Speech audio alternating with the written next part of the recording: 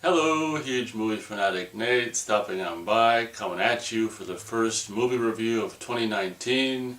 Having survived the dead of winter here in Minnesota myself, I thought it was only appropriate to have the first movie review be a motion picture by the name of Dead of Winter, which came out I think in 1987 or 1988. This is a movie that I never had previously seen, and I found myself in the dead of winter a couple months ago. Just, well below freezing, crappy, probably single digit temperatures or whatever, and found myself looking on, movie streaming options online and came across this title. And I'm like, Dead of Winter, that sounds good. And, knowing being a movie fanatic or a movie fan or a huge movie fanatic, whatever you want to call me, obviously I'm aware of Mary Steenburgen or Mary, what the hell's her name? Mary Steen, we'll just call her Mary Steenburgen or whatever the hell her name is and stuff. And also, this movie also features, what the hell's his name? Roddy McDowall as well. And, Mary Steenburgen or whatever was pretty cute. So I'm like, this is a winter thriller. And if you guys know me, or even if you don't know me, I'll just say that I'm an anal bastard when it comes to my movie viewing. I tend to watch summer movies in the summer, and fall movies in the fall, and winter movies in the winter. I mean, not to say that I couldn't watch summer movies in the winter. As a matter of fact, that'd make a lot of sense to kind of keep you warm or whatever. But I never found myself, intentionally that is, watching winter movies in the summer or the spring, just because who the hell wants to be remembered of that season when it's actually warm out. I remember seeing the movie Batman Returns in 1992, a summer blockbuster movie in the theater, and it was like, I don't know, June or July or whatever, and this movie takes place at Christmas with snow, and I was just like, ugh. Came out of the theater freezing. But anyway, that's another story. So on to the review of Dead of Winter. As I said, I'd never seen this before. It is, as far as I know, it is on Blu-ray by Kino Lorber. And actually, when I saw the cover, Kino Lorber's cover, I think that was possibly the cover that was used for the VHS, because I instantly recognized that artwork, just the single eye or whatever the hell it is, and I didn't know what the hell it was about. It was kind of a cool, simplistic cover / poster art or whatever for Dead of Winter. Basically, this movie, I don't know where it takes place, if it's Canada or New York. I think maybe they made it in Canada or something, but I don't know if it takes place in New York or maybe in Canada. I don't know. But it basically opens, obviously, in a cold... Oh, it opens on New Year's Eve. And this woman, they kind of try to hide her face, this Mary Steenburgen or whatever, and it's really weird because when she gives a few lines later on, you realize that they dubbed her voice with another woman's voice, and I was thinking, what are they going to do? Like dub her whole voice throughout the whole movie? Well, basically, the beginning of this movie opens a cold New Year's Eve night. Mary Steenburgen, although, as I said, they try to hide her face and her appearance and stuff, is doing all this, stealthily, just questionable, who knows what the hell she's doing stuff, where she goes to like a train or bus station or whatever and opens a locker to get a key, only to open another locker to get a briefcase of money out, and then she goes to presumably meet someone. I think she makes a phone call. That's like, with the exception of like talking to some policeman or something, I think, and then making a phone call to let the person she's supposed to meet there know that she's there. That's how we realize that this character, Mary Steenburgen, which is obviously Mary Steenburgen, but as I said, they try to hide her face or keep her identity a mystery in a kind of a way. Is like, why are they dubbing her voice? We'll find out later.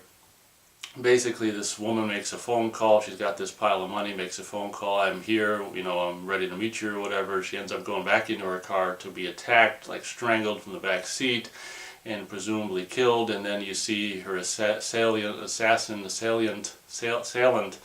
grab her like ring finger, like the wedding ring finger of her finger, and like take this hedge or, little whatever, branch clippers towards her finger, and then at that point you're just like, oh, and then like her leg slips on the steering wheel. It's like, and it cuts to, in a very kind of classy way of cutting off a finger. We don't see it, we just imply it, and cutting out, kind of Hitchcockian, cutting out to outside the car, maybe I think it's like a high shot, high angle, looking down on the car, like, and we can just presume that the finger's being cut off. So that's the opening of the movie. And you guys know, if you know my videos, that I have this tendency to do, lately, beat by beat. I'm just going to try to lay out the scenario and not do a beat by beat, but And at that point, then we basically introduce just a cold morning. It's like they're saying, like with the combined wind chill, it's like 40 below, and it's just like Mary. Now we've got Mary Steenburgen, you know, just in all her glory, not being her face hidden or anything like that, with her real voice, waking up with her boyfriend in this apartment, and for whatever reason, this boyfriend's got a, you know, I don't know what the hell plot point this matters, but this boyfriend's brother, I think, is sleeping, you know, staying with them at the apartment, and this guy, another thing I don't understand is the boyfriend of Mary Steenburgen character in this movie's got a cast on his leg. And I don't understand, you know, what point the cast serves, you know, other than to just have him like hop around and hop up the stairs to take a picture of her leaving later on. And then what's really weird is he's got a cast at the beginning of the movie, and we don't see, he's not a very important character because, you know, he's not really in the movie. But then like halfway through the movie, or, you know, maybe an hour in the movie or something, he'll get the cast removed, and it's just, and then he's kind of limping still for the rest of the movie. It's just like, it's really, I found just the cast wearing on his leg plot point, not that it's a plot point, but just point, and then the cast comes off, just like so weird to me. Like, why is that even a thing in this movie? But it is. So basically Mary Steenburgen, when she wakes up with her boyfriend, is, we find out, is an actress who's looking for work, and there's this audition going on in the city or whatever where they're seeing all kinds of girls for this part. And she goes to the audition, and Roddy McDowall is the goofy guy who's like the, you know, the women are doing the audition too. And as soon as, you know, he sees her, he's like, oh wow, you know, he doesn't say that, I don't think, but you can tell he's like, oh, you know, this is, well, kind of the woman we're looking for or whatever. And he's like, well, can you put your hair up? And she grabs her hair, puts it up, and he's like, oh, fine. I'm paraphrasing, and it's like, here's this number. I think the director would be very interested in seeing you. So basically the deal is he wants her to, you know, he's the supposed casting director or whatever that. He's playing the part of casting director, and basically he tells her, well, you know, we're definitely very interested in seeing you. This is the deal. The director or the producer wants you to come to his house or whatever and do a screen test on video, and at that point we can decide whether or not you get the part. So basically, you know, what ends up happening is, you know, Mary Steenburgen ends up, I think the next day or sometime later, getting picked up by Roddy McDowall and driven off to this secluded spot in the middle of the woods at night, in presumably the dead of winter. I don't know how long this is after the opening scene, like that takes place on New Year's Eve, and it should be said before I forget that, you know, there's bits and pieces in that opening scene on New Year's Eve that remind you of New Year's Evil, where people just randomly show up and just blow New Year's horns in your face, and just this, you know, the character, Mary Steenburgen character at the beginning of the movie is just besieged with all this, maybe not that much, but a few, you know, instances of unwanted New Year's Eve celebration, drunk assholes, and it's just like, oh my God, you know, I'm so glad I stay in on New Year's Eve, because, you know, I wouldn't want to just be standing somewhere or in a car, just hot, you know, of course your windows should be up in the New Year's Eve, and anyway, it depends if you're in a cold climate or whatever. Okay, so I'm getting off on a tangent, but anyway, back to the review. Where was I? Yeah, she gets picked up by Roddy McDowall and driven to this secluded, really, really schwanky kind of, I don't know if you call it it's probably, you might as well just call it a mansion, this nice house out of the middle of the country, just out in the middle of nowhere. And yeah, I think she told her boyfriend that, you know, I'll call you when I get there, so you know I got there safe and stuff. And this, of course, you know, as soon as she gets there, she realizes, or later that night or something, that the phone, you know, doesn't work. And of course the official line is, well, the lines are down, and if they're still down in the morning, we'll drive you into town so you can call your boyfriend. And of course the next morning, you know, the car doesn't start. It's because of the winter storm and the cold and stuff. But when she gets to the house, she meets this very, very goofy kind of European guy who reminds you of a Stanley Kubrick character, maybe that guy from Clockwork Orange in a wheelchair. This very kind of just creepy, eccentric guy. You know, at first when you meet him, we're kind of like, well, we know it's a thriller, so I don't know, we assume this guy's probably going to turn out to be evil anyway. But when we meet him, we kind of, as the viewer, kind of see him a little bit through her eyes. Like, this is just, wow, this house is amazing. And when she gets there, the piano's playing itself, and he's like, yeah, this is a piano that was supposed to be delivered to some president, and it was on the day he died, so he could never, appreciate it, you know, and all this kind of stuff. And the guy's like in an electric wheelchair rolling around, and you instantly are like kind of have a mixed feelings of like, wow, this is a cool place and a cool guy, and gosh, this is a creepy place and a creepy guy. Mixed feelings going on. And I think, I don't know at what point maybe later on in the movie there's this kind of cool plot point, which I don't really think they necessarily use to its fullest advantage or fullest potential later on in the movie, where I think maybe the next day or something, the piano just comes on by itself, and she's like, what happened? And he's like, oh, I've got this cool thing where this heart monitor is connected to the piano, so when my heart rate gets too high, the piano starts, and I know to calm things down and, you know, get my heart rate under control. That's kind of a cool plot point, and you figure, oh, that's going to be set up for a really cool payoff at the end, or a really cool way for them to use it. And they do, of course, use it at the end, towards the end of the movie, but I think they could have came up with a more effective way to use it than they did. I forgot to mention that, you know, the music is kind of cool in this movie, in particular this theme. I don't really remember how it goes. I saw this once in the dead of winter, and then I just recently rewatched it so I could remember it more fully to review it. And it's the theme. It's kind of a cool little music theme that goes throughout the movie. Just a really low key, just kind of good thriller theme. I didn't want to forget to mention. So that's really cool. So the next day, I think, when, you know, obviously Mary Steenburgen wakes up, you know, she was unable to make a phone call the night before, and of course when they try to start the car, you know, the next morning it doesn't start. And I don't know, I think we kind of assume as a viewer of, you know, watching a thriller movie that, you know, the phone is probably not dead, and this car probably really could start if they didn't tamper with it or something. We never actually, I don't think, find out if they tampered with the car or not, which they probably did. But we do find out later on that they did tamper with the phone. They just like pulled the line right out of the wall or whatever, and she finds that out later. So the next day she's finding out more information about like this woman who supposedly, you know, they're telling her about this actress who she looks exactly like, who she's replacing or she's being seen to replace this lead actress for this part. And this guy, you know, this scary Stanley Kubrick guy in a wheelchair is kind of like, yeah, she suffered a nervous breakdown. I'm probably doing the wrong accent, but it's the only one that's coming to my lips at this moment.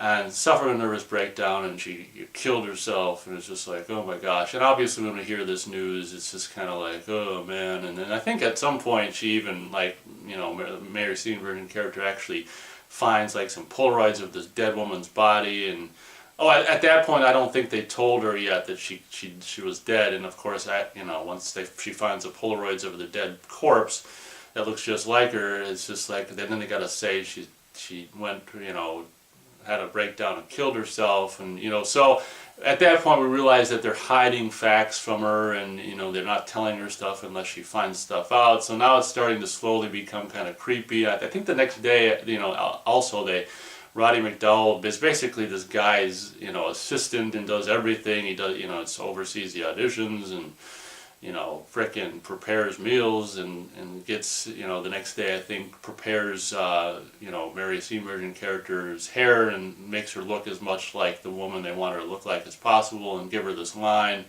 to do this, you know, audition screen test in front of the video camera. What's really funny about the line, and it's, you really, as the movie viewer, you're like, oh wow, this is kind of cool, because the dialogue, well, you don't see it in the scene later on, you just see them shoot a little bit of the scene, and then Roddy McDowall drives this VHS tape to this big mansion and drops it through the mail slot, and we just see this woman who we don't see.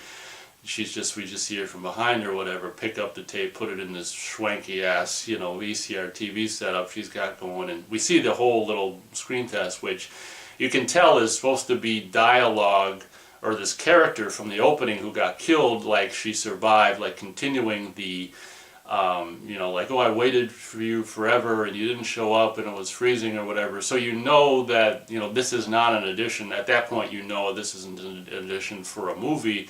You realize that they got someone who looked just like the victim to like continue this story to send to them. Of course at this point we don't know who, you know, they're sending the tape to, but now it's just getting like, oh my gosh, you know, this is kind of cool, what's going on, you know, this must not be for a movie, what is really happening here?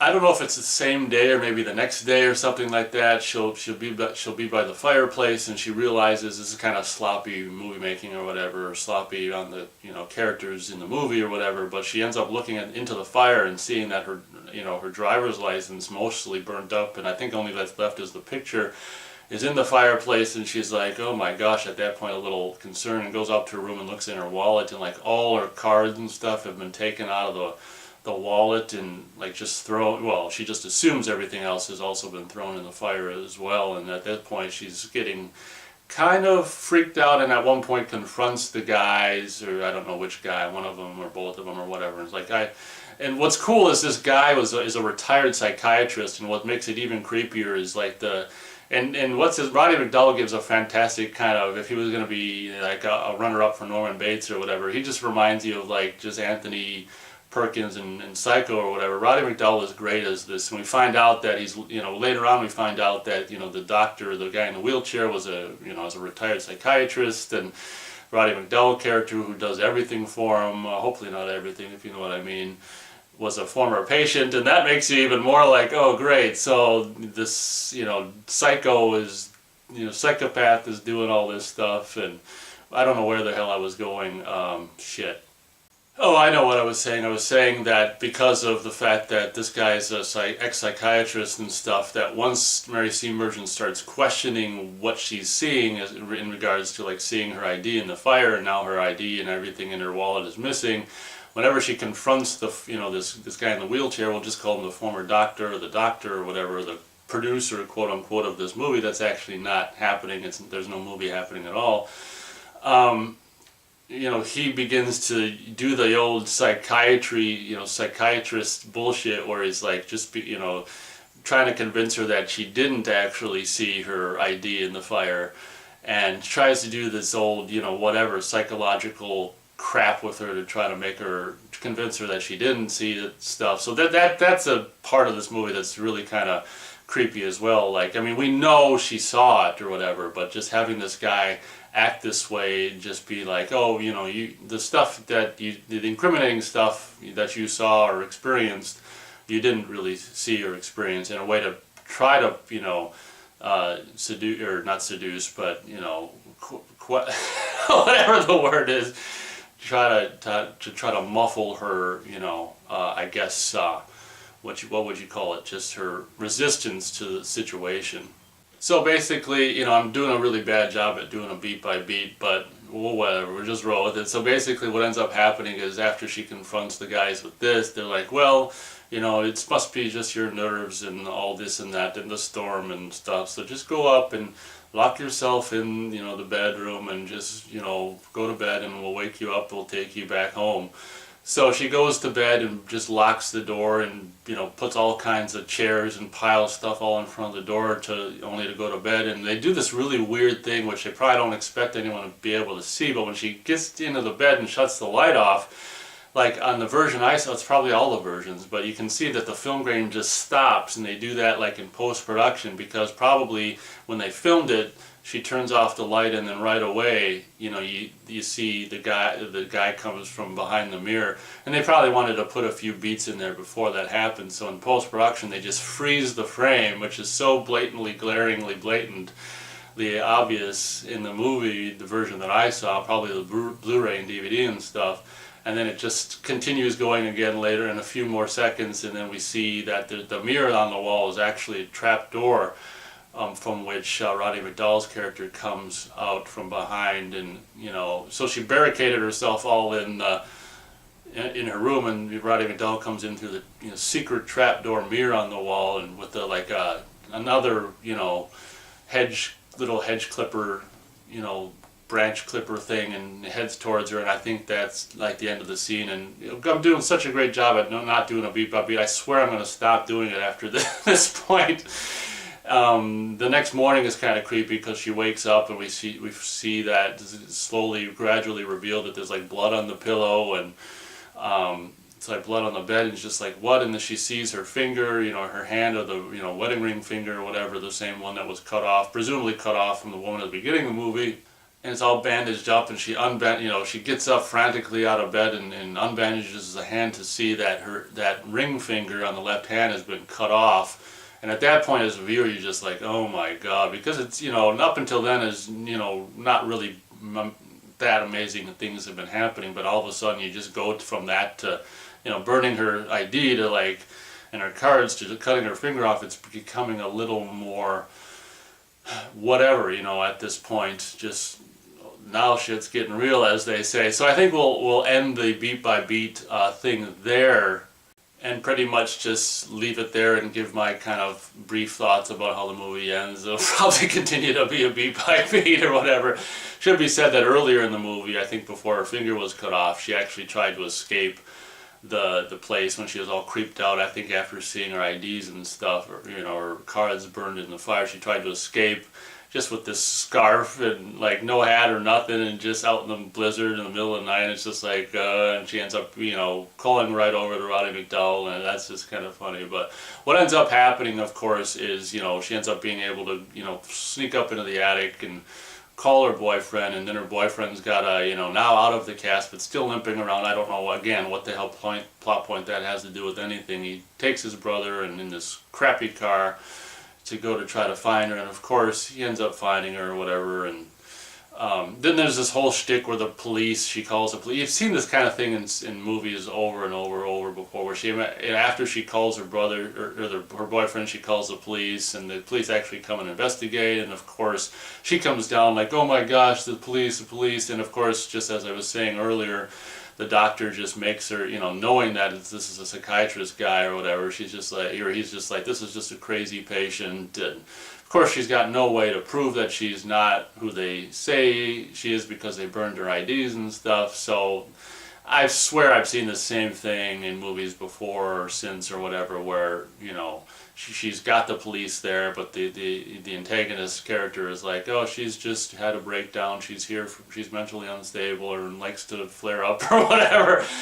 And so you've got that scene, which is, as the viewer, really kind of like, there they are, the quote-unquote help or whatever, and they drive away because the doctor convinced them that she's nuts and all this kind of stuff. So let me just say before I end the review, the basic plot point is, I don't even, the details are kind of lost on me, but basically Mary Steenburgen plays three parts in this movie. The woman who was killed at the beginning of the movie, and having only seen this twice, and I don't know, perhaps being a little dense, as I said in so many reviews past, I'm not good at necessarily understanding plot points if it's just spoken through dialogue, but from what I'm trying to understand, I don't know, this woman, this rich twin had, I don't know if this character at the beginning, I don't know what the hell the character, all I know is the character at the beginning of the movie was a twin with this rich bitch. I don't know what the hell she was getting the money for. I don't know if this rich bitch was someone was blackmailing someone, and the rich bitch twin had the sister killed, I think, at the beginning of the movie, and that's why, I think the woman killed was formerly this guy's lover, I don't know, and this guy wanted to, try to convince the twin who had her killed that she's still alive so he can continue to blackmail her or something like that. And then, the rich bitch who's had the other twin sister killed shows up at the end of the movie. So Mary, as I said, Mary Steenburgen plays three parts in this movie, one of which, towards the end of the movie, she's fighting with herself, which is done, relatively well, and they actually use this, special effect kind of thing where she's actually probably just have a locked off camera and she performs one of the things first, and then they rewind the film or do it optically, post, whatever, and then she does the other part where she's actually able to be in the frame at the same, and two characters at the same time. That really works, seamlessly, and she has a fight with herself as the actress and the rich bitch, twin bitch. So we'll just leave it at that. I'm not going to spoil the ending. All I will say is the ending, gets a little tedious, and like when she's crawling up into the attic and being chased by the goofy Stanley Kubrick character, that gets a little tedious and a little overdone in my opinion. But overall, I think it's a relatively well done movie. Oh yeah, one thing I wanted to mention is if the voice of the actual woman killed is so much different than the Mary Steenburgen playing the actress in the movie. I don't know how, it's clearly a different voice, so I don't know how her audition tape that they send to the rich twin bitch convinces her that she's still alive if her voice is completely different. I don't know if that was a plot point that was completely not realized by the filmmakers or what, but that's one thing that I don't understand why they had her voice different at the beginning of the movie. If this Mary Steenburgen character is supposed to convince, as I already said, the rich twin that she's still alive. That's kind of a plot point, just like the broken leg thing, that makes no sense to me. So this, having revisited this recently so I could review it a second time, initially when I first saw it, I'm like, well, this isn't a movie I really need to own because it's kind of a watch. It's kind of a best on the first viewing movie, but having seen it again, it's okay for repeat viewings or whatever. It's still not a movie that I'm necessarily going to rush out and buy or whatever. But I would definitely give Dead of Winter 3 out of 4 stars. I think it would have been higher, but some of the stuff just makes you roll your eyes, and the cat and mouse bit at the end with the chase, all this kind of this and that. Some of the stuff makes you roll your eyes, but I think it's definitely reminds you of what they would do several years later with Misery, that same kind of thing, and even the same time of year and all this kind of stuff. So definitely a good movie, and I would definitely recommend it if you have a chance to see it for free or for very few dollars or whatever. And in closing, as I already said, from what I understand, it is on Blu-ray courtesy of Kino Lorber. And I would imagine the streamed version I saw online was probably that transfer. And if that's the case, I mean, the transfer looks strikingly good or whatever. And so for a thriller from the late 80s, you could probably do a whole hell of a lot worse. So thank you very much for watching this movie review. And as always, we'll catch you on the next one.